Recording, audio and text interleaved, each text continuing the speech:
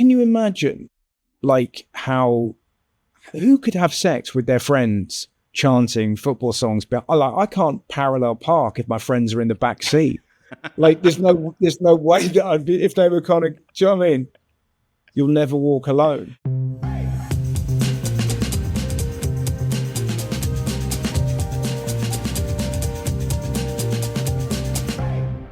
Hey everybody, it's Zach Newmark here, and you're listening to Dam Yankee, the show that sits down with your favorite English-speaking entertainers as they pass through the Netherlands. Joining me today is British comedy powerhouse Russell Howard. Howard has been called one of the world's top comedians by the Sunday Times. After the global success of writing and starring in 182 episodes of the Russell Howard Hour on Sky and Russell Howard's Good News on the BBC, as well as 6 stand-up specials, his clips have generated 1 billion views on social media, and he's sold 2 million tickets for his shows worldwide. He'll be performing live at the Luxor Theatre in Rotterdam on February 19th, followed by 2 shows at the Carré in Amsterdam on the 20th and 21st. And his new special, live at the London Palladium, is available now on Drift. Here he is, joining us from Singapore in the middle of his world tour, Russell Howard, everybody. Russ, thank you so much for joining me, man. This is awesome. Thank you so much for having me, Zach. So this is called the Dam Yankee. It is. Dam being Amsterdam and Yankee being, about as northern of an American as you can get, and derided mercilessly by professors at the University of Texas when I used to study there. Okay. Thanks for having me. And you're touring all over the place right now, and you're joining us from Singapore. And before we get into some of your background, you got to tell me a little bit about what it's like being, in Singapore. You were in Hong Kong before that. I mean, what kind of audiences do you get for your show? It was a mixture. There's lots of expats in places like Singapore and Hong Kong. So they feel slightly, but when you're in Europe, increasingly, it just feels like, whenever I gig in Amsterdam, it feels like Dutch people. If I'm gigging in Norway, it feels like Norwegians. So it's super exciting. See, I sometimes feel like expat community gigs, they just want a little bit of England. Mm-hmm. Do you know what I mean? And whereas if you're actually performing to people that live in those countries, they kind of, you can sort of play about with the local stuff.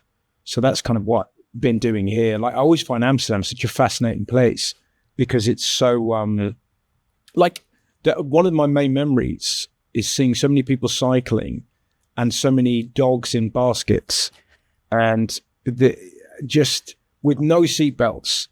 Yeah. So your brain straight away think there must be so many dogs who kind of crash and fly through the air, and yet I've never seen that. But the look of fear in the eyes of a Dutch dog in a basket looks a lot like half of the American voting population at the moment. I think it's that kind of, what's going to happen?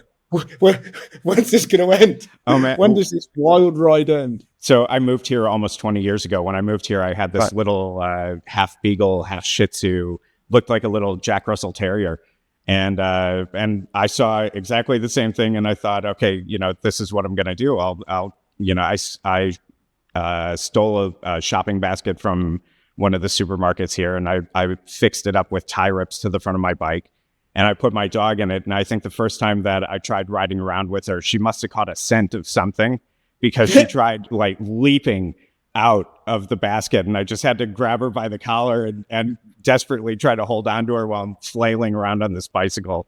And pretty much after that was seatbelts or tying her down after that was the only way to go. Fascinating. Because they kind of they'll go all over the place, right? Oh, amen. Yeah. Well, that's why, I used to have a Jack Russell, and there's absolutely no way I could have him in a basket. They're very, very yappy dogs. Yeah. And also, I'm sort of English. The idea of having a basket on my bike, I just haven't got the courage to sort of, because I'd be mocked mercilessly by, it's like if you wear a helmet, suddenly you just get kids all over England just slamming you. There's loads of kids that live around my way. And whenever I play five-a-side on Monday, you just hear these kids smoking weed. They're about 15, and they don't say mean things. They just point out the truth. So like one of my 40-year-old wobbly mates will get the ball, and you just hear these kids go, "Oh dear," like that. There's nothing you can do. You just have to sit there and listen to their sort of like very, very whispery heckles. So if I had a boss, they'd kill me. I mean, is that what the British crowd is kind of like? It's very a sort of heckle by nature audience that you get at your shows. Not really, no. But you're right. The sort of general population is we're very piss takey, and it's very kind of sort of very chatty. The chattiest crowds in the world, I would say, are the Irish. That's definitely, where you do 50% of your pre-prepared material, and then suddenly, and then it's all crowd work after that. Yeah, it kind of zigzags around, and I remember having a chat. I was talking about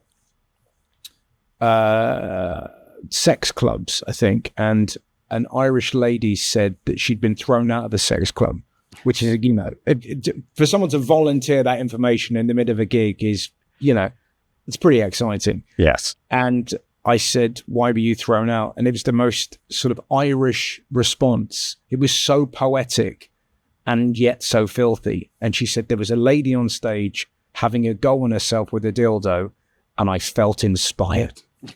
Which was just a remarkable way. Do you know what I mean? It's so Irish. Like but that you know what I mean? She didn't happen to be here at the time, was she? I don't know where she was, but it's so inspired. It's so open to interpretation. Do you know what I mean? But yeah, the Dutch don't really have that sort of reputation. The Dutch, what I love about gigging in Holland is that they're always, or Netherlands, I never know what I'm going to say, but they stare and they listen to me in one of the many languages that they speak, and they're just concentrating so much on the words, and then at the end it feels like there's this collective moment where they sort of cheer and applause because they've got through it. Do you know what I mean? And they've managed to understand every word. It's amazing. I saw at the theater where you're playing in Amsterdam a few months ago, I saw Bill Bailey there. Right. And he put on a great show. And it was a very strange vibe in the audience, because also you had exactly what you're talking about, this audience that was kind of very quiet, very much listening, would give a good laugh, from time to time. But a lot of the laughs, he was on stage. I felt like he thought he was dying on stage, right. But I absolutely don't think that he died on stage. I thought he put on a great set. He was terrific. And and then I compared that to maybe a year earlier, I saw Mark Maron at the same theater. And maybe Mark Maron drew only expats for his audience, or only Americans for his audience, because Maron killed. And, and I also kind of wonder, do you guys draw sort of different crowds depending on where, depending on where you're from? And, here, if you know who Mark Maron is, from his podcast, or him from Glow, his that wrestling show that was pretty successful for a few seasons. What do you find with your audience? Because you've got, you've been on TV forever, for like, you had your breakout about 22, 23 years ago. You were on TV soon after. And then you've got a couple of successful podcasts that you're doing also. So what's your audience like then? I think I'm quite lucky, really, because I think it's through YouTube, Netflix, and I'm always doing stand-up. So I've not done other things. Do you know what I mean? I feel like Bill Bailey was in Strictly and was a really good dancer. So that must be a very strange audience to have. Do you know what I mean? That you suddenly have people, I really like the way he dances, and then suddenly he's playing the glockenspiel. Yeah. Do you know what I mean? It must be bewildering. Yeah, totally. But nobody's seen me do anything other than stand-up. I think if people saw me dance, they absolutely wouldn't want to watch me do stand-up comedy, because I'm a terrible dancer. I dance like a newborn pony. I can't imagine I would entice people. So yeah, I guess that's it really. It's just, I'm curious, are those your words, or are those your wife's words about dancing like a newborn pony? Yeah, well, my wife's words are much harsher, to be honest. But yeah, our wedding dance, it was so like. Have you ever seen when a woman gets drunk and she kind of dances with her dog? It was sort of like that, really. It was just me, just desperately hanging on and singing along to the lyrics for some reason. It's just, and my wife was like, "Stop singing." I was like, just yeah, it was so awkward, man. But yeah, it's mostly just I guess stand-up clips from Instagram and whatnot. They haven't really seen me do anything else, so it's kind of all I've ever done. Whether you've lived in the Netherlands for years or are getting ready to move here, the best time to learn the Dutch language is right now. Learning Dutch with the Delft method at Nedles is extremely effective because you start speaking the language from the very first day, actively putting the vocabulary you learn to good use. Nedles offers courses at all levels, both online and in person at their location here in Amsterdam. Their experienced teachers are specially trained in the Delft method, which combines studying a piece of text at home and then using words from the reading material in conversations during the next class. Students often say they feel supported at Nedles and praise the teachers for creating a safe space where they can overcome their fears of making mistakes. They also specialize in helping long-term immigrants, like me, tap into the passive knowledge they have about Dutch so they feel more comfortable speaking and writing in the language.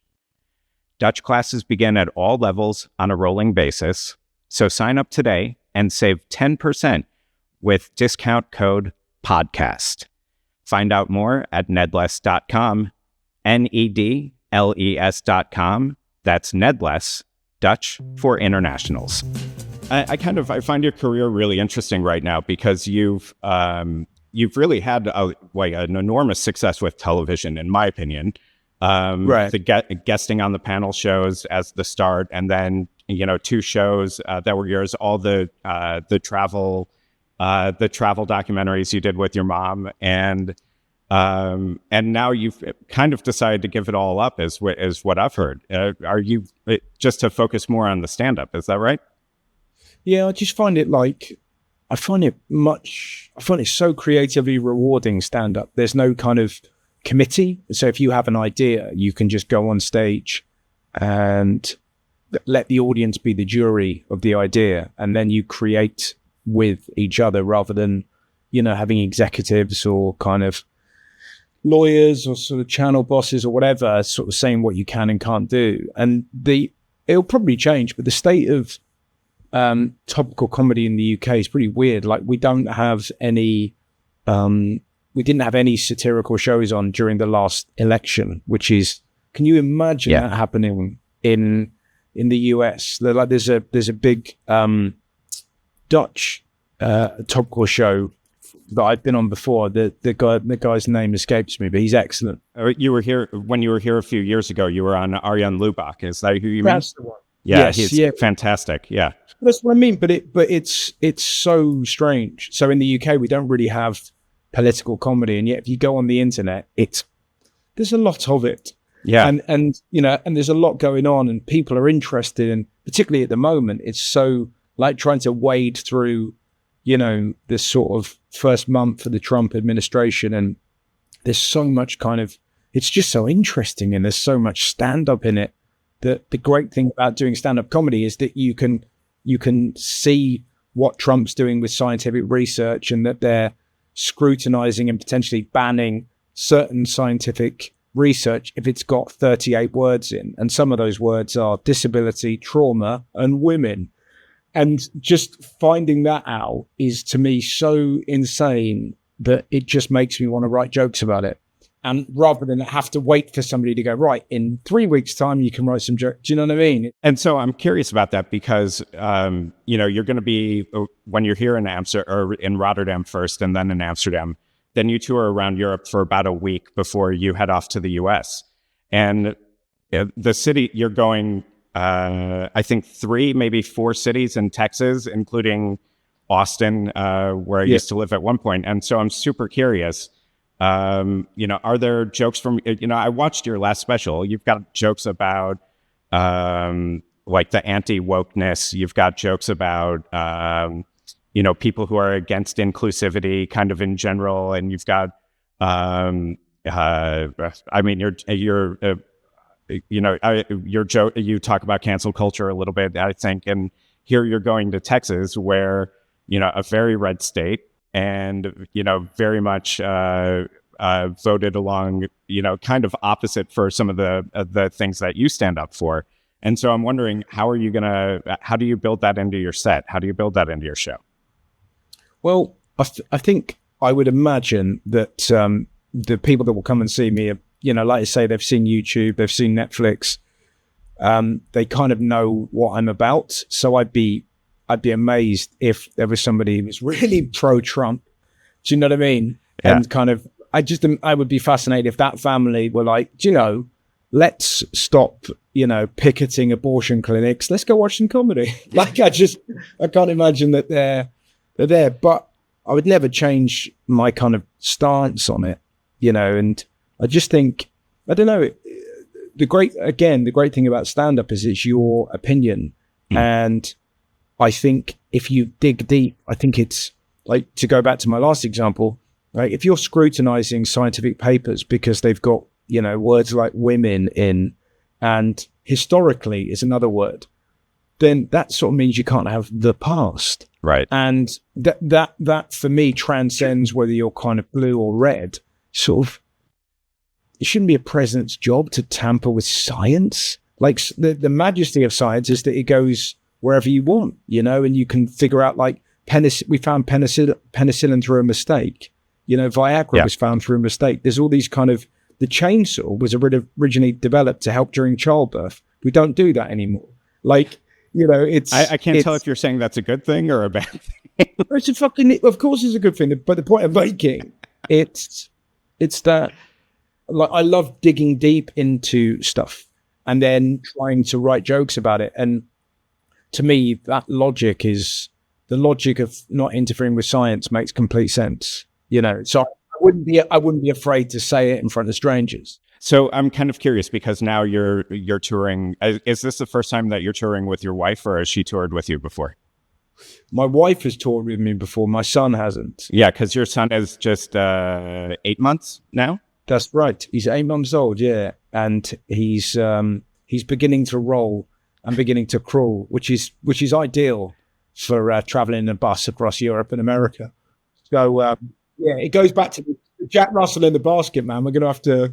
When my daughter was old enough to start walking, it was just before she turned 2. We were trying to get that last trip in where we get the ticket for free, because when they turn 2, then you pay the fare, right?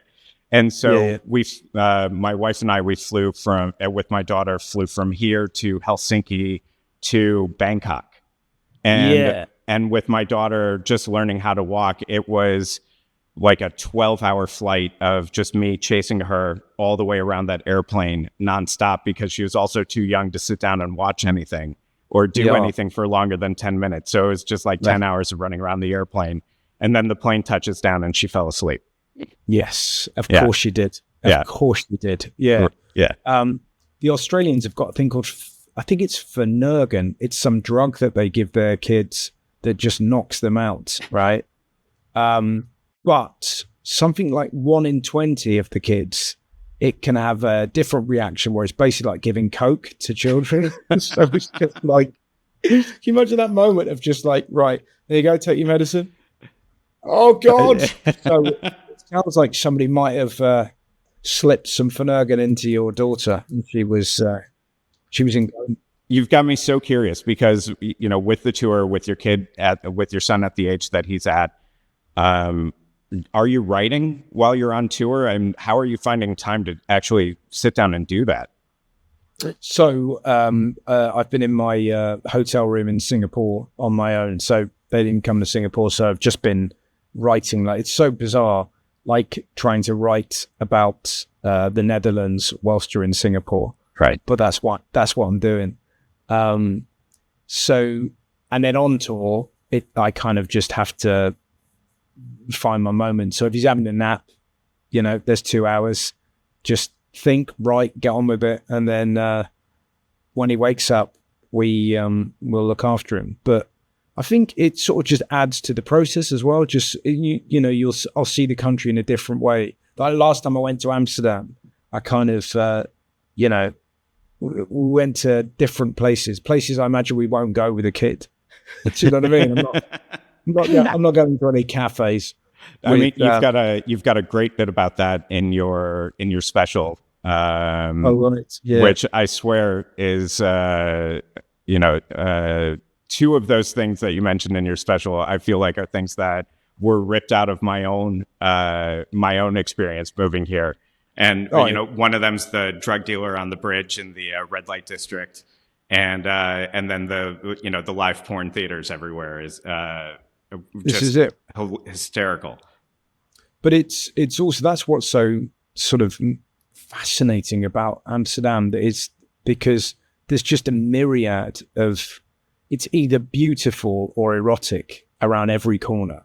Do you know what I mean? Like, it feels like the sort of red light district is just, I remember seeing a sign for kinky street food, and I was just like, I just can't, how'd you like your burger with a nipple clamp?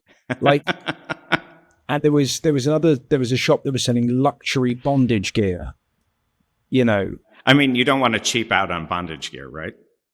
Well, I don't know, but I thought diamonds were a girl's best friend, not a pervert's. But I just can't, surely diamonds are about display. So I just can't imagine a group of, Dutch people looking around as their mate is getting, paddled with a diamond whip and looking at him going, someone's doing all right for himself. Do you know what I mean? It baffled me. I didn't have the courage to go in and see, and also surely call it Pimp My Gimp. Don't call it luxury bondage gear. Have the courage to give it a proper name. But I really like, I love how many different Amsterdams there are. That's what I love about it. It's probably the same as most places. Yeah, definitely. Yeah, I mean, the city's so much more than kind of the stereotype that it has. But at the same time, for like 7 years, I had my office was in the red light district. And, you see sort of English football teams or English bachelor parties where one guy goes into one of the windows in the red light district, and then his mates are all chanting their football songs outside of the window, waiting for him to come out. And it's this almost insanity down there. And then you step, it's insane. 100 meters outside, and it's totally different out in the, on the side streets. Yeah. Yeah. And suddenly we've got a Rembrandt museum. Right. And, but also, can you imagine like who could have sex with their friends chanting football songs? But I can't parallel park if my friends are in the back seat. Like there's no way that I'd be, if they were kind of, do you know what I mean? You'll never walk alone. Right. Well, Jesus Christ. But again, I like playing with that tension whenever you're in Amsterdam, because I can sense the audience going, listen, we aren't just this. Okay.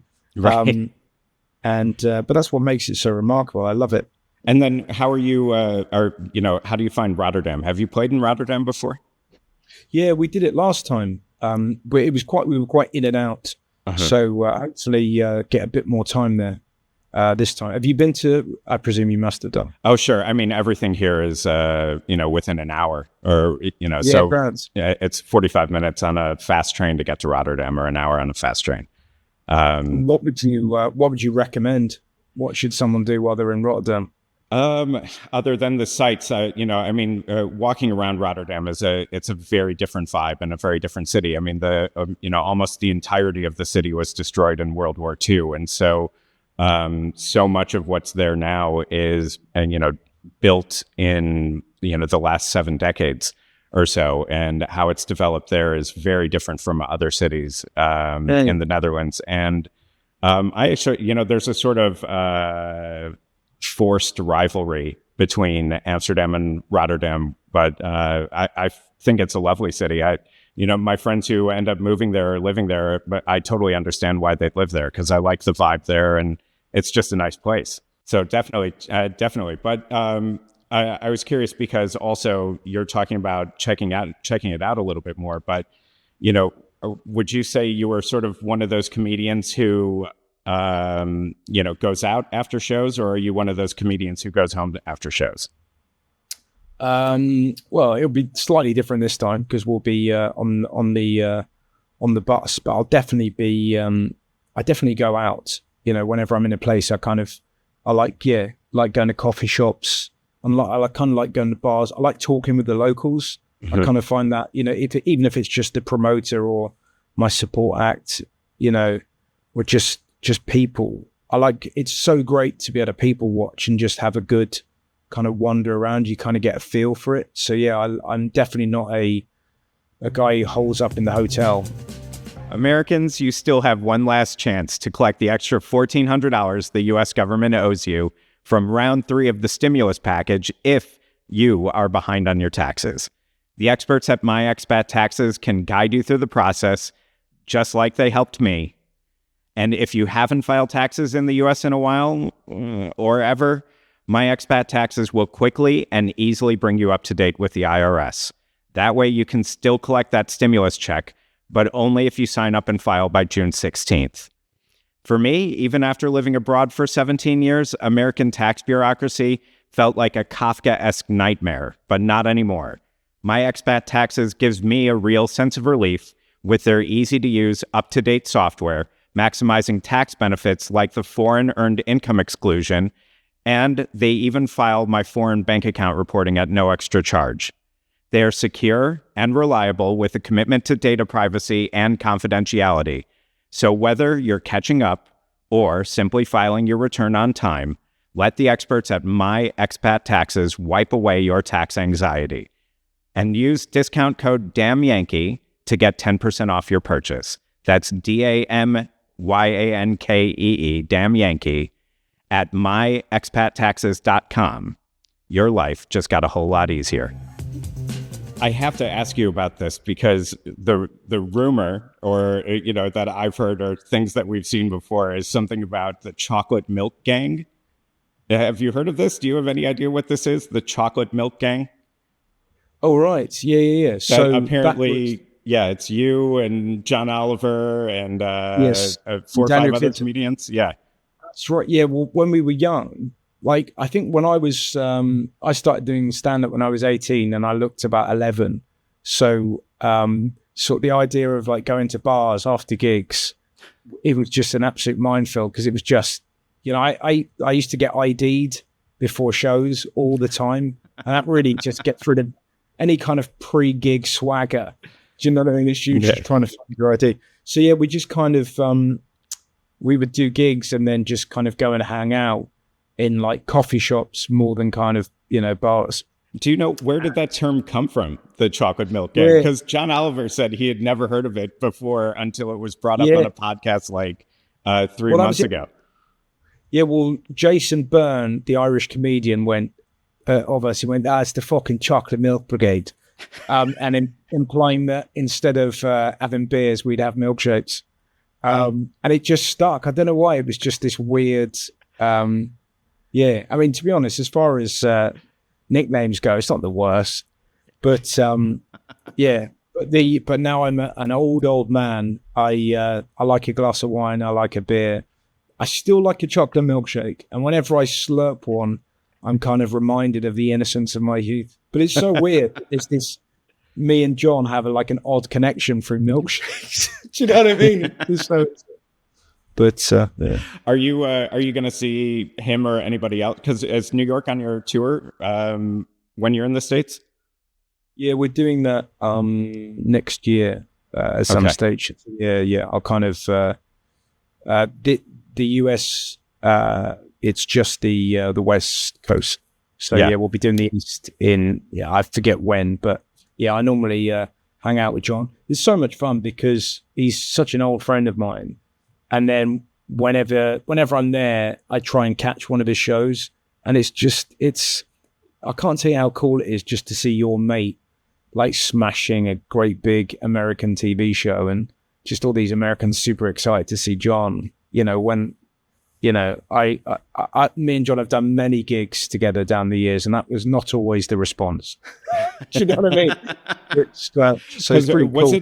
Was it Oliver who said, I think he was at Fringe or in Montreal, one or the other maybe. And he played a gig that there were like 2 people in the Oh audience yeah, or something yeah, like that. And then they yeah, started, and then they walked out or something. And he had to yeah. decide Which, whether or but not to keep going. That was him, I think, right?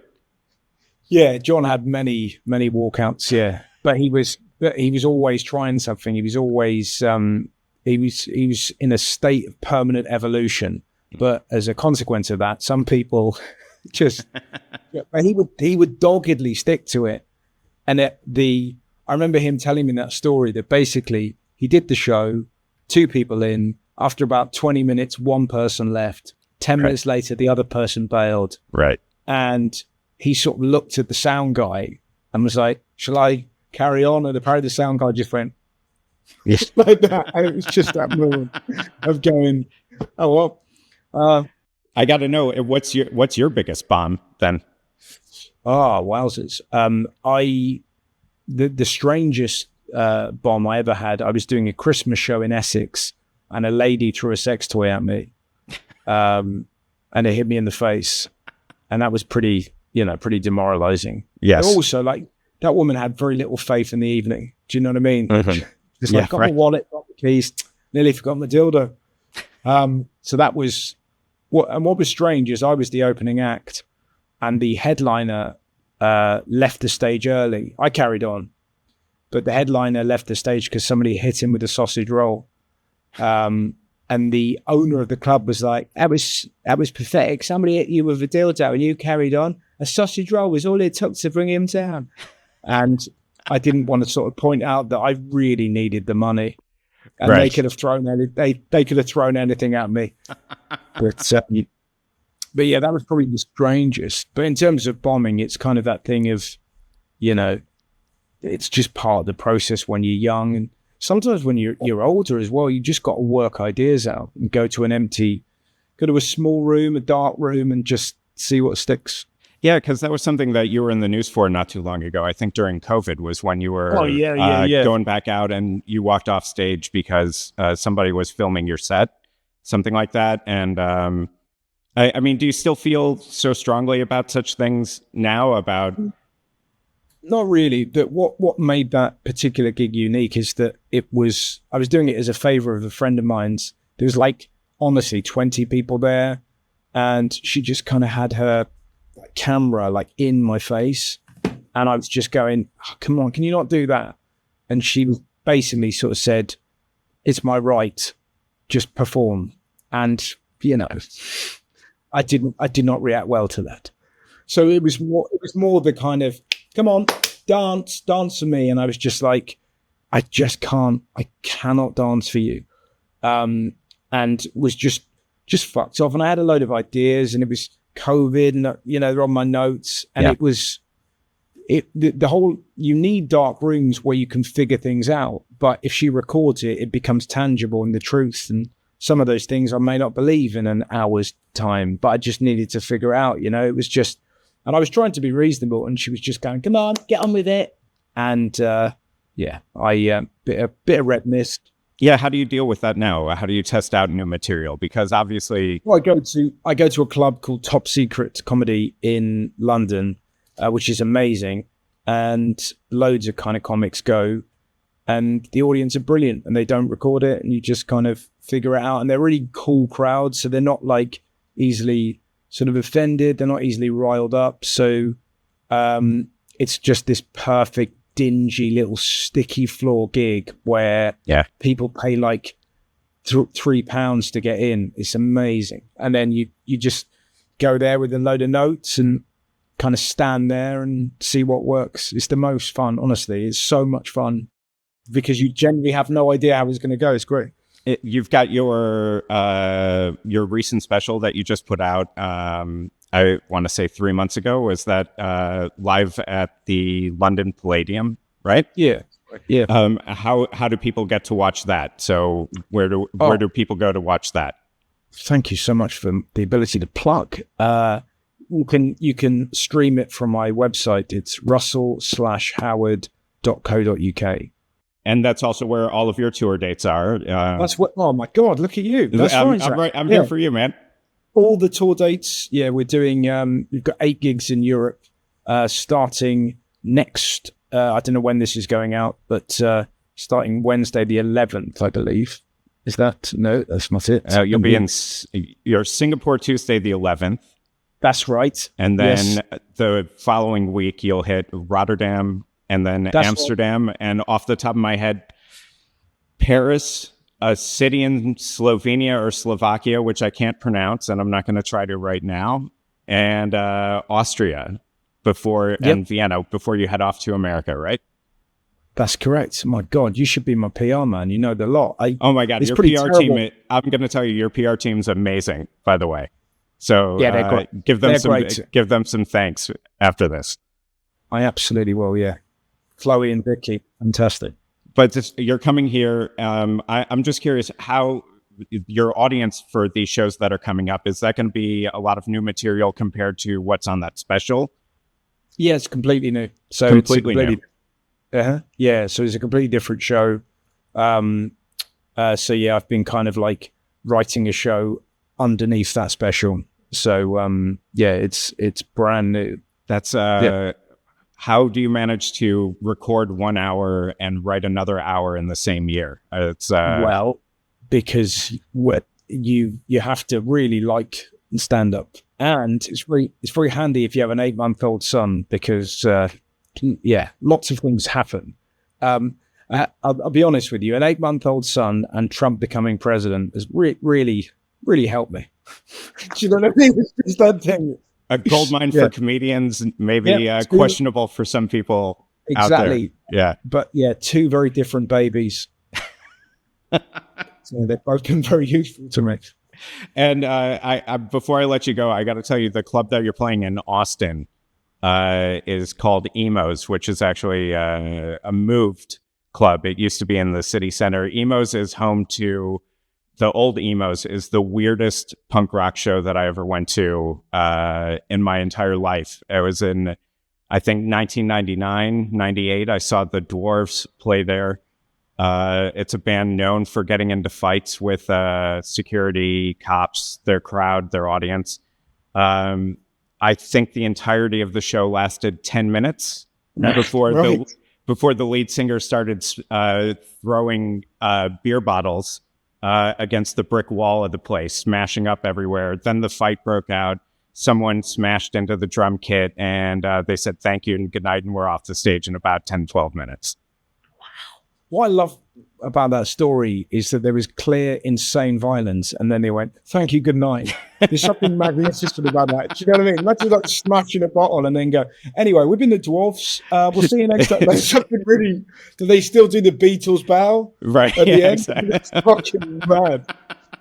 Yeah, those gigs, man. That's like, but those little sort of sweaty rooms sometimes, you just, like, I've been the same with stand-up. I've seen one of my favorite insane gigs. There's a gig called Leighton Live in Edinburgh that starts at 1 a.m. And for 3 years when I was young, I used to host it because I was quite good off the cuff. So I would just, they'd host. So, but I was like, I don't know, 24 to 27, I did it. And one night, it's a memory that really sticks in my head. All the comics were getting just booed off stage. And there was a guy that came on. He lasted about 30 seconds. And I walked out and I said, Bob, I can't believe you got rid of him after 30 seconds, because he was going to end his act. And it's true, because I've seen him before, by putting a lit firework up his arse and singing "There's No Business Like Show Business." And the Scottish man shouted out, why didn't he start with it? And you're like, where do you go if you open like that? And then the whole act became this, he kind of got him back out, he kind of did it, but it had that kind of, those nights when there's a real air of kind of just madness in the air, they're always the best gigs. Do you know what I mean? Yeah. Well, I guess if you're struggling for new material for your Rotterdam or Amsterdam set, give us a call. We can hook you up with some firecrackers, I'm sure. Yeah, hopefully it won't come to that. Jesus. Yeah, imagine that. That'd be so good to anyone who comes to the show having listened to this. They'll know when I'm struggling. If I just fucking light it The music kicks in. There's no... If the bottle rockets come out, yeah. Yeah. Totally. All right, so give me the website one more time. It is www.russell/howard.co.uk. All right, Russell Howard in Singapore, thank you so much for joining us. Have a great rest of your tour, starting with Rotterdam and on the way through Amsterdam and the rest of Europe, and then in the United States. And check out his special. It is hilarious. Russell, I really, really appreciate you taking the time for joining us. And thanks for having me. Yeah, and good luck with your set in Singapore tomorrow. Thanks, sir. See you later. All right, thanks, Russell. Bye-bye. Dam Yankee is produced in partnership with NL Times, the top choice for English language news from the Netherlands. Founded nearly 15 years ago, NL Times grew to become the #1 site for information about this country, featuring more news stories every day of the week than any other website. Keep tabs on the latest top stories and breaking news from across the entire country, not only in Amsterdam, Rotterdam, and The Hague. Find out more at nltimes.nl. Dam Yankee is presented by NL Times, and the podcast was created by me, Zach Newmark, along with the very talented Peach Rizzo, who produced this episode.